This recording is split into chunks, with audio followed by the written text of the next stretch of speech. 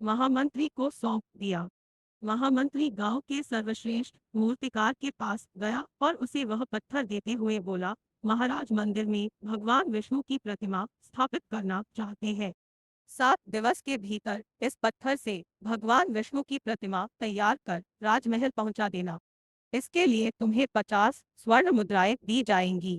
50 स्वर्ण मुद्राओं की बात सुनकर मूर्तिकार खुश हो गया और महामंत्री के जाने के उपरांत प्रतिमा का निर्माण कार्य प्रारंभ करने के उद्देश्य से अपने औजार निकाल लिए। अपने औजारों में से उसने एक हथौड़ा लिया और पत्थर तोड़ने के लिए उस पर हथौड़े से वार करने लगा, किंतु पत्थर जस का तस रहा। मूर्तिकार ने हथौड़े के कई वार पत्थर पर किए, किंतु पत्थर नहीं टूटा।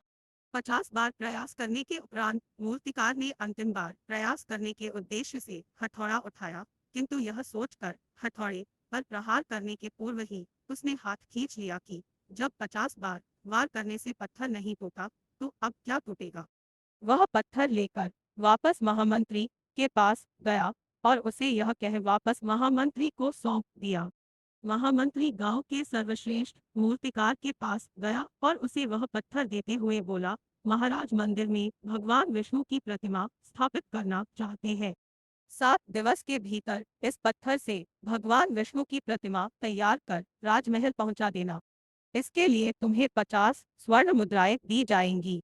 50 स्वर्ण मुद्राओं की बात सुनकर मूर्तिकार खुश हो गया और महामंत्री के जाने के उपरांत प्रतिमा का निर्माण कार्य प्रारंभ करने के उद्देश्य से अपने औजार निकाल लिए।